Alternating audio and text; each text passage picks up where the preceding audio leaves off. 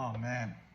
So I'm going to take this opportunity to talk about a lot of comments that I get on the comments section and how I run my portfolio, and unfortunately how that causes a lot of people to drive action and drive transactions in their own portfolios. And I'll let me tell you why that could be good or bad. So this comes from a very loyal person and very loving person that I talk with at least once a week, that like almost literally lives on a lot of the words that come out of my mouth. We're in two completely different circumstances. I'm in some of the best earning years of my life. They're retired. They're a little older than me. They're in their, their retired age, right? 50, 60, 70. I'm 30.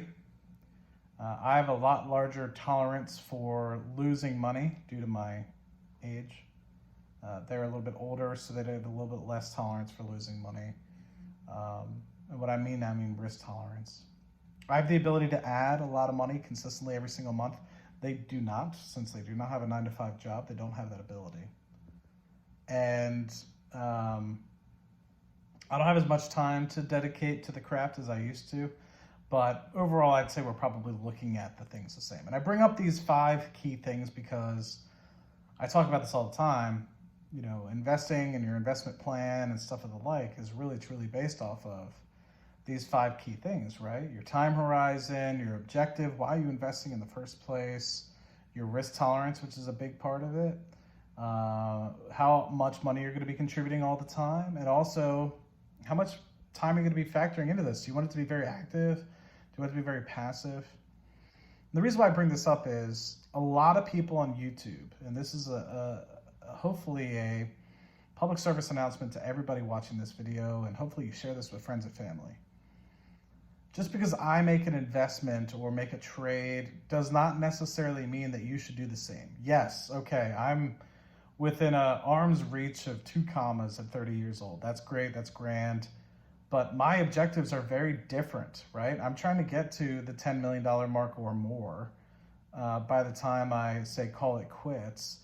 You might just be looking for income. So I'll take the example of the 2 videos I've released over the past month.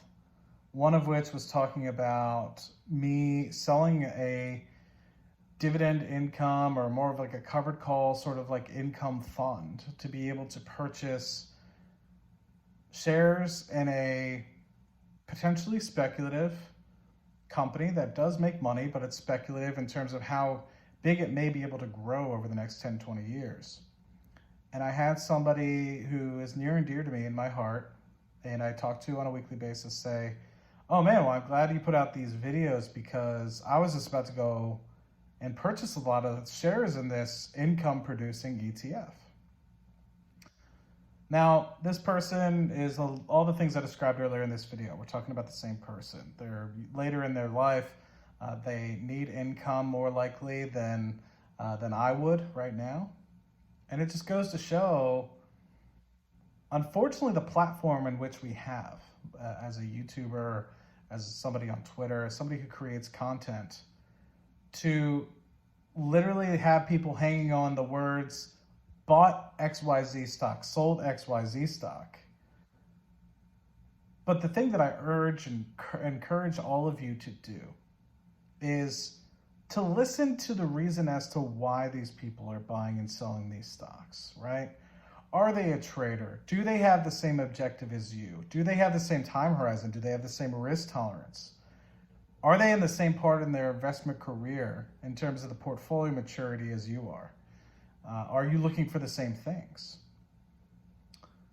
And it could be a cool thing to keep in your cap if you see Matt selling an income producing ETF for, say, a high growth stock. If you're in the same boat as I am, right? You have potentially several years before retirement. Who knows if you ever even may retire at all? If walk away from a 9-to-5 doesn't necessarily mean retirement, right? So I urge you to listen between the lines of, hey, I bought XYZ stock or I sold XYZ stock. And I encourage you to look at the perspectives and understand the words that are coming out of the person's mouth because of the perspectives. We are legitimately only making decisions based off of our perspectives and goals in life. And I urge all of you to not just say, hey, Matt bought or sold this stock, I should do the same. You should say, you know, this person's really convicted in EV market. And I personally think the EV market's overvalued. So why would I follow them into GGPI? Why would I follow them into Lucid? It doesn't make sense. I'm not saying for you guys to not parrot trade, right? I'm saying for you to take everything that you see on these YouTube channels, take everything that you see on Twitter, take these things that you see with a grain of salt. Take a step back before you go and rush off and parrot trade some of these people. They're investing for completely different reasons. They've experienced completely different things in their life. They're looking for completely different things out of their portfolio. So let me ask a question, and it dumbs it down in its most simplest form, or maybe it's an example rather than a question. But if I were, say, a 65-year-old man instead of the man that I am today, a 30-year-old man in his prime earning years working,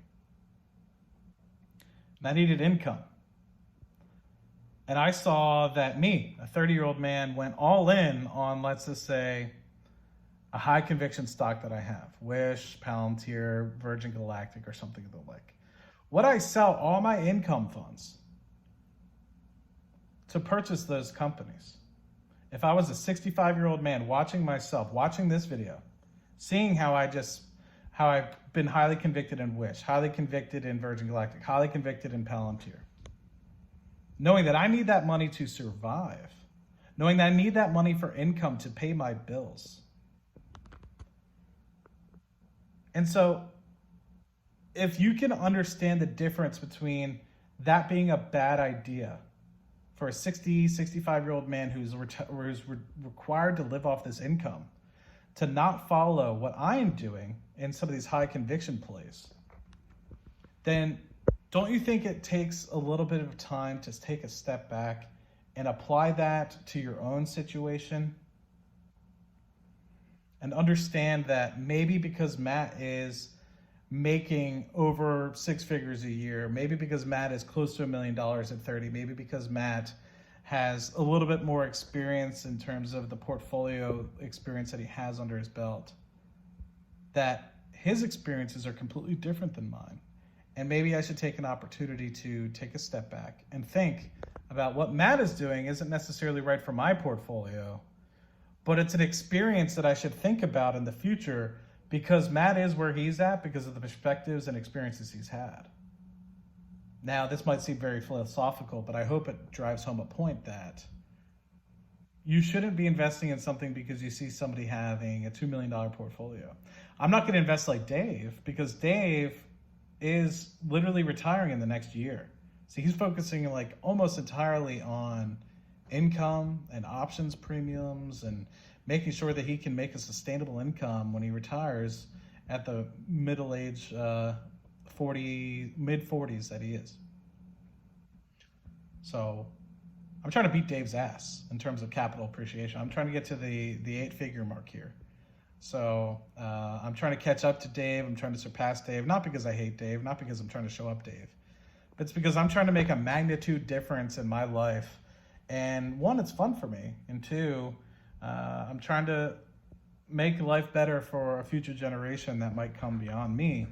And in order to do that, I don't need just 1 million or 2 million. I need something more like 10. But also, it'd be nice to walk away with a little bit more luxuries, not have to necessarily worry about where my next paycheck is coming from. Do I have enough dividends coming in? But that's a different story for a different day. What I urge you guys to do is, if you've watched all 10 minutes of this video so far, is just take another minute every time you see somebody say, hey, I just bought XYZ.